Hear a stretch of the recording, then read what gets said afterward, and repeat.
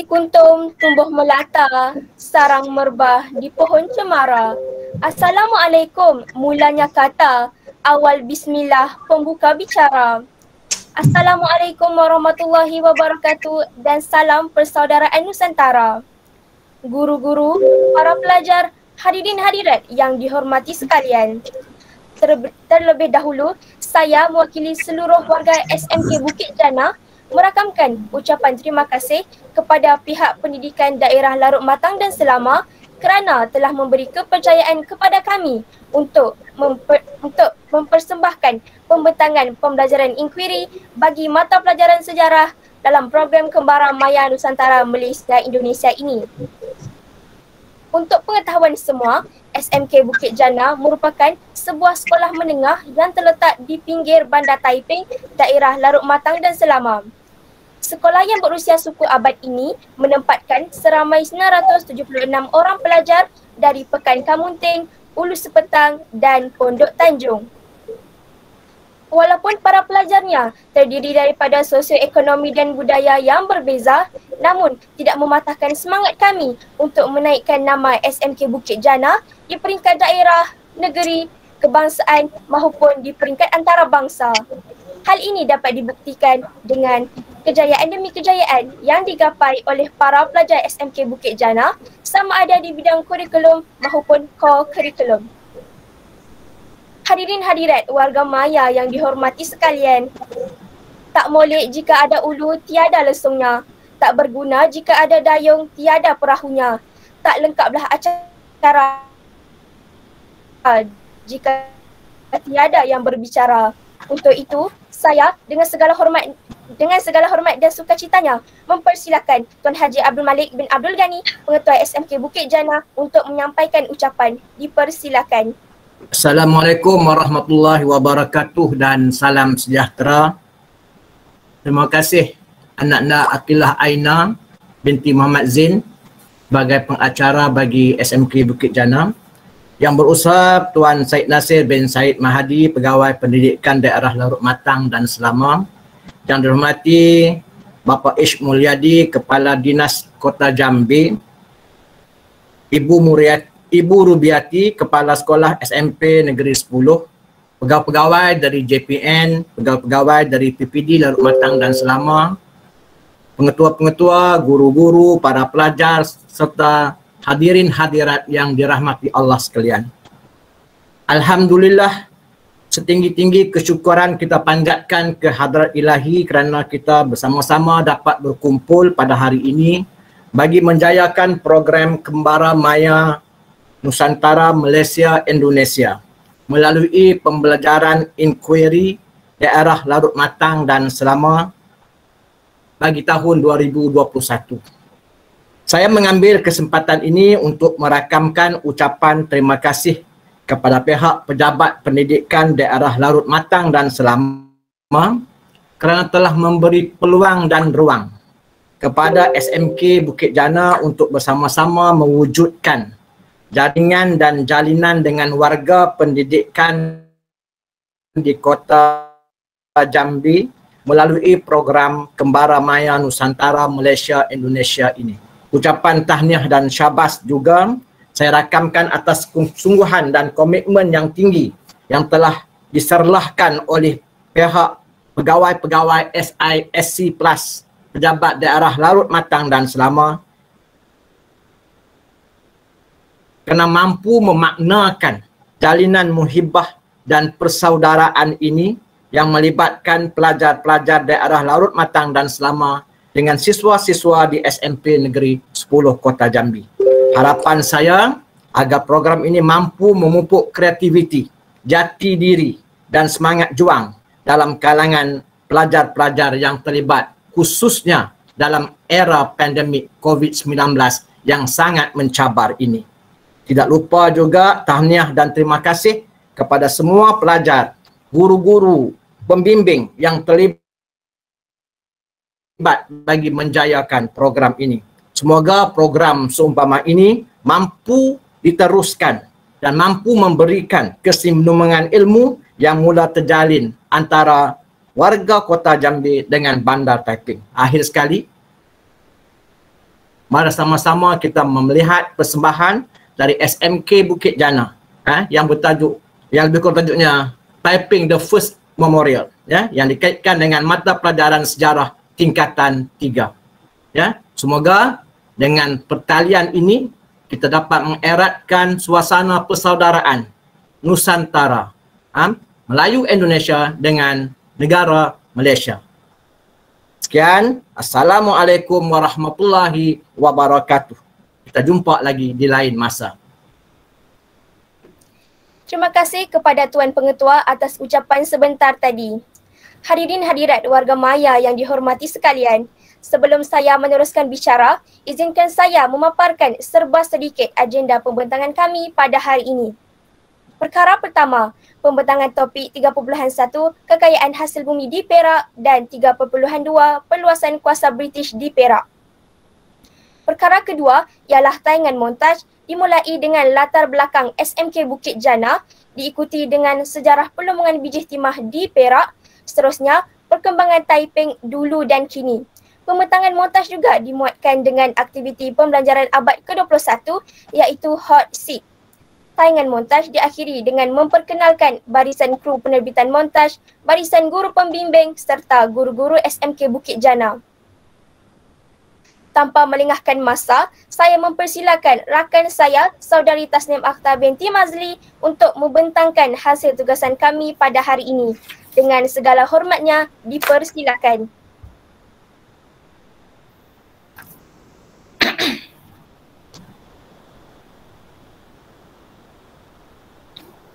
Hadirin hadirat warga Maya yang dihormati sekalian, saya mewakili sejarah tingkatan 3 iaitu subtopik 3.1 kekayaan hasil bumi di Perak dan subtopik 3.2 perluasan kuasa British di Perak.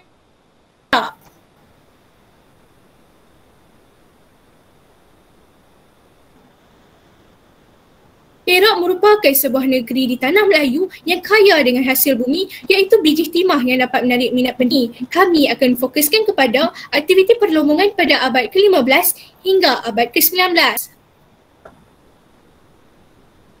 Pada abad ke-15, perlombongan bijih timah diusahakan oleh orang Melayu di bawah penguasaan pembesar Melayu iaitu Cik Long Jaafar selajahannya di daerah Larut. Dalam daerah Larut, aktiviti ini semakin berkembang dengan adanya penguasaan daripada pembesar Perak. Namun begitu, para pembesar perlu mendapat kawasan pegangan melalui surat tauliah daripada Sultan terlebih dahulu. Kegiatan perlombongan pada abad dagang dan perlombongan gas pada tahun 1616, bijih timah mula dimanjungkan dan berluas. Aktiviti ini dijalankan di sepanjang Sungai Perak, anak Sungai Kuala Kangsar dan Kliang Intan. Pada abad ini juga, sesuatu yang menggusarkan kerajaan Perak telah berlaku kerana terpaksa berada di bawah penguasaan kerajaan Aceh. Bagi mengelakkan keadaan ini terus berlanjutan, kerajaan Perak mula mengadakan hubungan perdagangan dengan kuasa asing iaitu Portugis. Hal ini secara tidak langsung telah menjadikan bijih timah sebagai sesuatu yang bernilai untuk mendapatkan perlindungan daripada pihak Portugis. Berlainan pula keadaannya berlaku pada abad ke-18. Kegiatan perlombongan bijih timah pada abad ini melibatkan kerabat diraja. Pada abad ini, kegiatan perlombongan diperlebar ke kawasan Larut, Kurau, Terong dan berluas. Keadaan ini membuktikan bahawa kegiatan ini semakin mendapat tempat di mata para pedagang asing. Ditambah lagi dengan termenterainya perjanjian bijih timah antara Sultan Muzaffar Shah iaitu Sultan Perak dengan Belanda di Melaka. Namun begitu, kusangka panas hingga ke petang, rupanya hujan di tengah hari. Kegiatan perlombongan bijih timah mula merosot akibat kegiatan penyeludupan bijih timah kepada pedagang British di Pulau Pinang. Pada abad ke-19, iaitu pada tahun 1840-an, merupakan tahap terpenting perkembangan bijih timah di Perak di bawah penguasaan para pembesar Perak. Pembesar Perak iaitu Long Jaafar dan anaknya Ngah Ibrahim telah memajukan lombong biji timah di Kelian Pau dan Kelian Baru. Mereka telah membawa masuk pelombong dari China bagi mengisi kekosongan tenaga buruh, seterusnya meningkatkan lagi pengeluaran hasil bumi yang bernilai itu. Tindakan bijak pembesar Ngah Ibrahim juga telah menjadikan Kuala Sepetang atau Port Well sebagai pelabuhan terpenting mengangkut biji timah dari Perak ke Pulau Pinang. Secara ringkasnya, dapatlah dikatakan bahawa perlombongan biji timah pada abad ke-15 hingga ke-19 didominasi oleh orang Melayu di bawah penguasaan pembesar-pembesar Melayu yang cekap dan berwibawa sehingga nama tanah Melayu gah dibersada antarabangsa. Seterusnya, kita beralih kepada subtopik 3.2 Peluasan kuasa British di Perak. Tumpuan akan diberikan kepada Perang Larut. Perang Larut berlaku pada tahun 1861 hingga 1874 melibatkan pelombong-pelombong Cina iaitu Yi Hin dan Hai San di daerah Larut. Perang Larut berlaku kerana puak Yi Hin dan Hai San ingin mempertahankan hak dan kepentingan puak masing-masing untuk menguasai kawasan biji timah. Keadaan semakin getir kerana pada masa ini turut berlakunya perebutan takhta untuk menentukan bakal Sultan Perak. Keadaan huru-hara dan ketidaktentuan politik dalam kalangan kerabat diraja ini telah menjejaskan aktiviti perdagangan biji timah sehingga membuka ruang dan peluang kepada pihak British untuk campur tangan di Perak.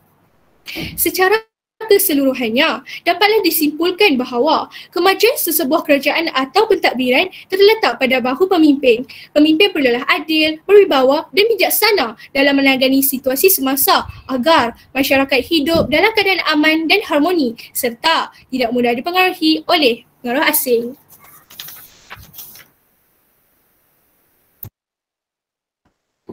Hadirin hadirat yang dihormati sekalian, seterusnya marilah kita sama-sama saksikan tayangan montaj daripada kami sebagai bingkisan untuk semua, khasnya warga SMP Negeri 10 Kota Jambi, Indonesia. Selamat datang ke Malaysia, Taiping The First Memorial.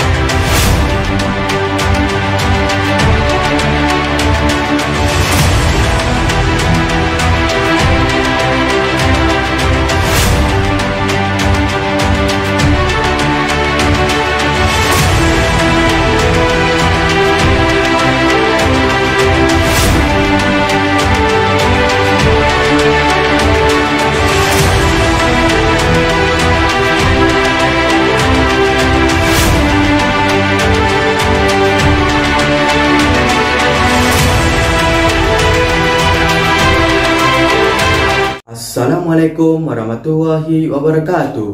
Timah ditemu di Kelian Pau, kaki larut nyaris sadung. Kami datang negeri yang jauh mencari gerangan pembuka lombong. Pembesar Melayu yang membangunkan perusahaan lombong biji timah di Larut, Taiping pada 1840 ialah Long Jafar setelah penemuan biji oleh gajah miliknya si Larut yang terlepas ke dalam hutan. Larut, daerah tengah dan di selatan. Kian berkembang pelombongan biji timah. Apakah kesan terhadap penduduk tempatan? Kesan kepada penduduk tempatan dengan perkembangan aktiviti perlombongan biji timah yang dijalankan oleh Long Jafar pada abad ke-15 ialah wujud peluang pekerjaan kepada penduduk tempatan. Di samping itu, penduduk tempatan juga dapat menambahkan pendapatan mereka.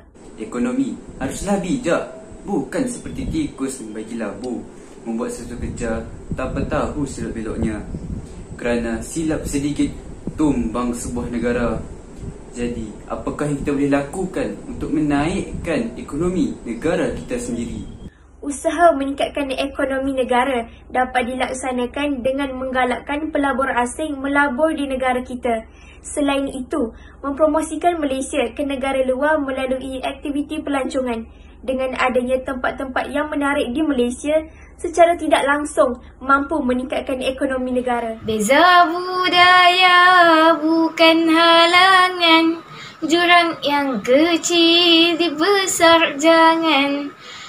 Kurangkan iri, anjur rundingan, adakah itu usaha perpaduan? Rakyat Malaysia haruslah menghindarkan diri daripada sebarang bentuk tindakan yang mampu mencetuskan provokasi kaum. Contohnya, menghina agama kaum lain sehingga mencetuskan kemarahan kaum tersebut. Peristiwa Perang Larut menggambarkan kekacauan yang berlaku di Perak. Betul ianya memberi peluang pada pihak British untuk campur tangan pada abad ke-19. Jelaskan iktibar daripada peristiwa tersebut. Iktibar yang dapat diperoleh ialah kepentingan perpaduan antara sesama bangsa. Melalui perpaduan mampu membentuk kesepakatan dalam menjamin kemakmuran negara. Rebut tahta di negeri Perak, Gihin Haisan kian melawan. Apa tindakan perlu dielak kiranya Tuan menjadi Sultan? Tindakan yang terbaik bagi mengelakkan pihak British menguasai Perak adalah dengan mengekalkan keharmonian. Melalui usaha tersebut, secara tidak langsung mampu mengelakkan British daripada menguasai Perak. Contohnya, mengadakan perbincangan antara kerabat diraja secara damai tanpa melibatkan kuasa asing bagi menentukan bakal Sultan Perak. Sebagai pemimpin masa hadapan, apa cadangan juga tindakan bagi mengelak campur tangan. Pengaruh asing mesti dijauhkan. Mengadakan kempen yang mampu membentuk semangat erat antara perpaduan kaum yang berbilang bangsa. Contohnya sambutan bulan kebangsaan 31 Ogos yang menunjukkan semua rakyat bersatu padu. Selain itu, menyemai semangat patriotisme yang tinggi dalam kalangan rakyat negara kita di samping memperkukuh sistem pertahanan negara.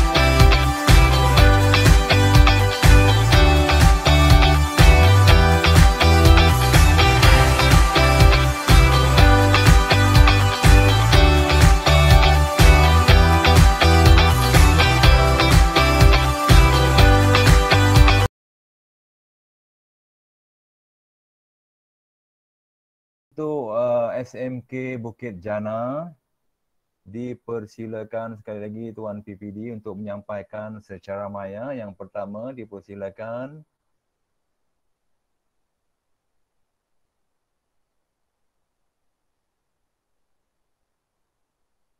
Ya, Ibu Wasriah binti Abdul Halim sebagai guru pembimbing Kembara Maya Nusantara melalui pembelajaran inquiry. Terima kasih Ibu Wasriah. Seterusnya, Ibu Hasiah binti Taib sebagai guru pembimbing Kembara Maya Nusantara. Terima kasih atas komitmen anda. Terima kasih Tuan. Okey, seterusnya Bapa Ahmad Munir binti sebagai guru pembimbing Kembara Nusantara melalui pembelajaran inquiry. Terima kasih Bapa Ahmad. Seterusnya Bapa Muhammad Firman bin Idrus, guru pembimbing yang banyak membuat slot tadi ya untuk Kembara Maya Nusantara melalui pembelajaran inquiry. Terima kasih Bapa Muhammad Firman. Okey, seterusnya kita beralih pula kepada penerima seterusnya untuk sijil penghargaan ini, iaitu masih lagi Ibu Nurul Farhana binti Hartini, iaitu sebagai guru pembimbing Kembara Maya Nusantara melalui pembelajaran inquiry pada hari ini. Terima kasih atas komitmen dan kerjasama anda. Seterusnya. Terima kasih Tuan. Baiklah, seterusnya guru pembimbing yang menerima untuk sijil penghargaan pada hari ini adalah Ibu Nadia Syahirah binti Syuib dalam Kembara Maya Nusantara melalui pembelajaran inquiry. Terima kasih Ibu Nadia. Okey, seterusnya kepada Adik Ahmad Denis Fikri bin Muhammad bin Adik Denis Hakim bin Mustafa Kamal, itu rakan pembelajar antarabangsa Kembara Maya. Terima kasih atas komitmen anda. Seterusnya Adik Elia Syakira binti Salam dalam rakan pembelajar antarabangsa dan Kembara Maya Nusantara melalui pembelajaran inquiry pada hari ini 9 September 2021. Terima kasih atas komitmen anda. Seterusnya Adik Muhammad Mikael bin Nur Rashidi dalam rakan pembelajaran antarabangsa Kembara Maya Nusantara melalui pembelajaran inquiry pada hari ini 9 September 2021. Terima kasih Adik Muhammad. Terusnya Adik Nik Kasina Al-Husna binti Nik Zakiamani, rakan pembelajaran antarabangsa dalam Kembara Maya Nusantara melalui pembelajaran inquiry. Terima kasih Adik Nik. Okey, seterusnya Adik Nur Akilah Aina binti Muhammad Zin, rakan pembelajaran antarabangsa Kembara Maya Nusantara melalui pembelajaran inquiry. Terima kasih Adik Nik Nur Akilah. Seterusnya Nur Salihah binti Muhammad Hasan, rakan pembelajaran antarabangsa dalam Kembara Maya Nusantara melalui pembelajaran inquiry. Terima kasih Adik Nik Nur Salihah. Seterusnya